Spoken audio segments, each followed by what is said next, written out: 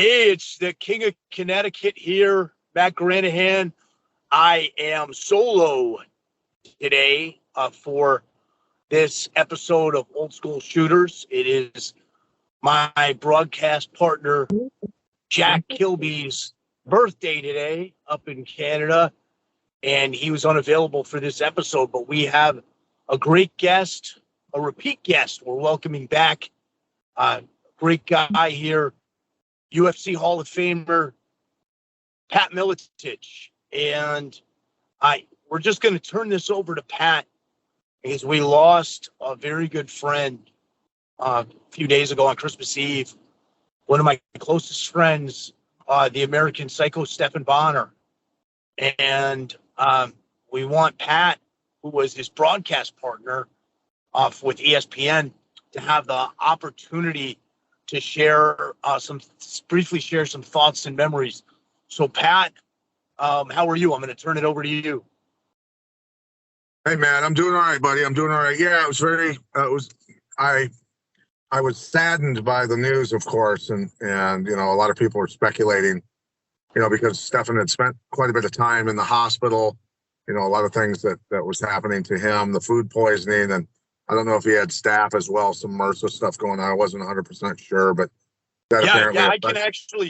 I can actually clarify that he had an awful staph infection that almost killed him. He lost over 80 pounds in the hospital. Yeah. So that the doctor, you know, apparently was alarmed that was, you know, had gotten into his blood and then affected, you know, his heart, and you know, ultimately that's probably what took his life, and that's very sad. You know, Kevin Randleman died from you know, having complications, I believe, that from that horrible MRSA that he had, you know, throughout that really took a lot of his health away from him. So yeah, but Stephan, you know, he was a golden dude. You know, back in the day when I was in the arena when he and Forrest Griffin fought.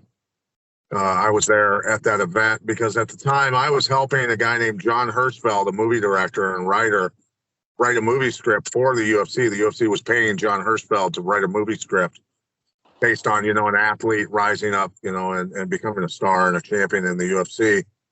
So, yeah, I mean, I remember watching that fight and going, holy shit, these two just left it all out there, number one. And all of the work, you know, that we had been doing, the older guys, up until that point, we knew that it was going to take guys like the Fertittas to invest money to blow this thing up, to have the connections, all that sort of stuff. And that reality show, I was working on a reality show at the same time. I had a reality show that I was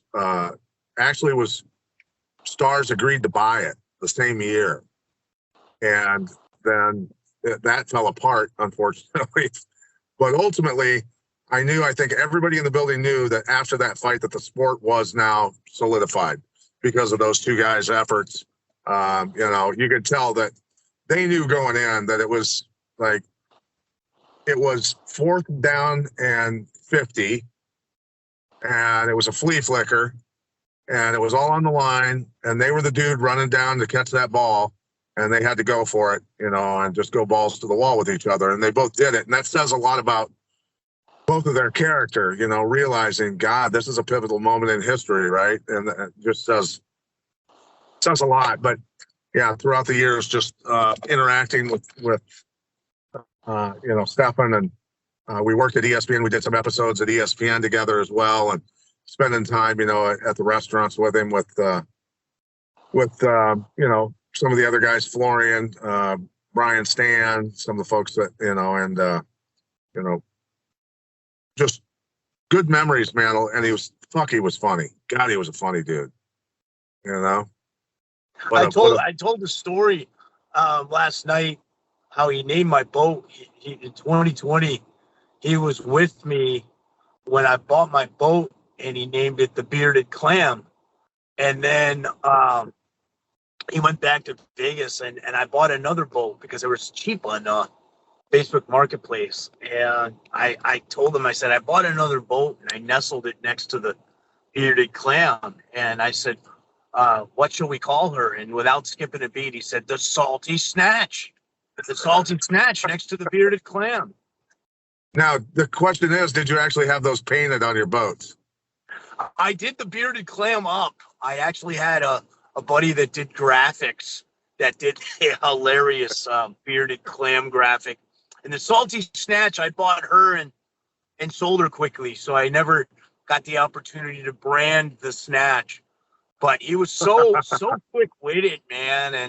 And that's the thing. I mean, people know him from obviously, like you said, the Ultimate Fighter reality show and the finale, which really brought the UFC to mainstream television. And God, what a fight with Forrest. And I wanted to do these for Hannibal just to give people the opportunity to get to know what a great guy he was, man, and what a funny guy he was. Yeah, and you had mentioned he was doing stand-up comedy with you and pro wrestling with you, and Jeffrey Wilson, my co-host on our old podcast, and then our new podcast, the Self-Defense Warrior podcast, where we were going to do a tag team match with each other, and never, unfortunately, got around to doing that. But no, man, it's, you think about the originals, the Gotchas and the Farmer Burns, and then into, this is going to be dating for people, Vern Gagne's and, those guys that were the catch can wrestlers. Those guys were, high flying, I mean, they were almost, they were freaks of nature, number one, right? Which Stephan was, but they were also kind of carnies, right? They were kind of jacks of all trades. They were entertainers. They were fighters. They were, he was the kind of guy that would have been a carnival strongman back in the day, right? Do feats of strength. Oh yeah. And then it would be just like they did back then. Hey, anybody from the crowd want to come up and do a catch wrestling match against me, or a boxing match, or whatever you want to do? You make the rules. Let's do it, right? Let's entertain. Yeah. And that's the kind of Stephan was exactly. And Stephan was the kind of guy that would snatch up the mic. Not only could he submit the guy when he got in the ring, but he could snatch up the mic and call him out. And that's one of the memories I shared was, my God, when he showed up at Bellator with Justin McCulley. Bonnar was in his suit. McCulley was in the mask. And UFC was running that. Everybody's talking like, who is this guy in the mask? Bonnar knew. He didn't smarten Tito up. I mean, that was old school carny stuff. Bonnar knew that when he took the mic and he got in there with Tito's old training partner and coach and buddy, Justin McCulley, and he took the mask off and Bonnar started jabbing Tito on the mic, that Tito would attack him. And he didn't need to smarten Tito up. He was so old school, man. Yeah. Well, that's interesting, because I watched that. I've seen that a couple times. And what a classic moment that was. But I remember, man, having some really, really good, deep conversations with Stephan. The night before we do a broadcast for ESPN, we'd always go and grab a drink and grab dinner and stuff like that, and have good, deep conversations. And just a genuine funny dude, man. He really, really was. And so, and for all those people that were super close to him, like you and his family, man, and his son especially, it's heartbreaking stuff that a guy like that had to go so early. But look, if his son's even remotely like him, he's going to be tough. He's going to be a great person and a great, a hardcore survivor, right? Absolutely, man. And I want to keep it positive. And I kind of want to close with this story, Pat. So I was writing a book the last 3-4 years with Stephan called Chaotic Enlightenment. And it's all about crazy stories from his life. And then every chapter, I included a couple stories from my past too. And the whole idea was you have a life story and then a life lesson at the end. And Bonnar was a really spiritual dude. And I never talked publicly about, family and close friends that have passed. My dad passed last year, was my best friend. And I've had one of my best friends passed on Christmas, but I try not to get sad and broken up about it, because I always believe that you keep their memory alive. But also with me, they visit me in my dreams. And, I found this out tragically Christmas Eve and Christmas morning. And I want to share this again. I had a dream. It was such a vivid dream.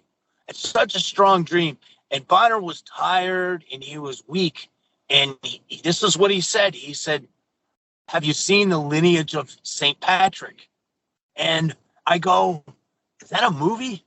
And he goes, like he would in our conversation. He goes, "Do you have any idea what I'm talking about?" He goes, "You gotta check out the lineage of St. Patrick." And I knew nothing about what he's talking about. So I got up and, you go back to sleep and you forget things. So I sent it to myself and I looked it up when I got time away from family. I took some time away from family Christmas Day. See, what is the lineage of St. Patrick? And St. Patrick was actually taken by Irish bandits from England and he was tortured for years. And that's how he found God. And he was actually of Roman descent. But yet he is the Irish holiday, St. Patrick's Day. So I thought about it. I said, what does that mean? And to me, personally, what that meant is things are not what they appear. Yes. Very good observation, bro. Very good observation. Yeah. So Pat, man, I want to thank you. I don't want to make this one too long because my battery's dying. I've got to get back to work. But we wanted to give you an opportunity. Is there anything else you'd like to share about Stephan or any other message? I think, everybody could be a little more like Stephan, to be honest with you, a little more jovial, a little more, honestly, just smile a lot, smile a lot and be nice to people, be nice to your friends. Unity is something that's desperately needed. We just interviewed General Flynn and Boone Cutler, psychological warfare expert, and General Flynn, former head of the NSA, which is the highest intelligence position in the United States government and military you can have. And he confirmed everything that's going on with the asymmetrical warfare in the world against citizens. And so citizens unite is the message, really. And that's what, Stephan observed that as well. He was very aware of what was going on in the world. And so, yeah, that's a message, I guess, from Stephan's spirit even, is start paying attention and your neighbor is not your enemy, man. Your neighbor is not your enemy. Just you gotta believe that. Gotta believe that. Stop being divided by the media. The media is controlled by the most powerful people in the world. Our politicians are controlled by the most powerful people in the world. It's all one big giant apparatus aimed directly. The crosshairs are on each of us. They are not attacking Democrats. They are not attacking Republicans. They are beating the shit out of all of us. So stand up for your family. Stand up for your children. Absolutely. And if people want to go back and look, because Stephan was so politically astute and aware of this stuff, Stephan and I did a couple podcasts about subjects like that. One with Coach DJ Roberts and fighter Michael Ballard on their podcast. We went a couple hours talking about subjects like that. And then also on the Hannibal, we went about an hour in 2020 with the lockdowns, and I had the pleasure of going on your show too. But if people want to keep Stephan's memory alive, go back and watch that. I'm sure he did once, not just with myself, and I would have loved for him to have been on your podcast. I had the pleasure of being on your old podcast, The Conspiracy Farm. But yeah, he was such an astute guy, such a great guy. And let's not be down, guys. Bonnar, just like Pat said, Bonnar was always positive, and he made everyone around him smile. And let's keep it positive. Let's get along. Let's not let the government manipulate us. And let's remember the American Psycho. Rest in power, American Psycho. And thank you, Pat, for coming on. Peace, buddy. Rest in peace, Stephan Bonnar. Thank you.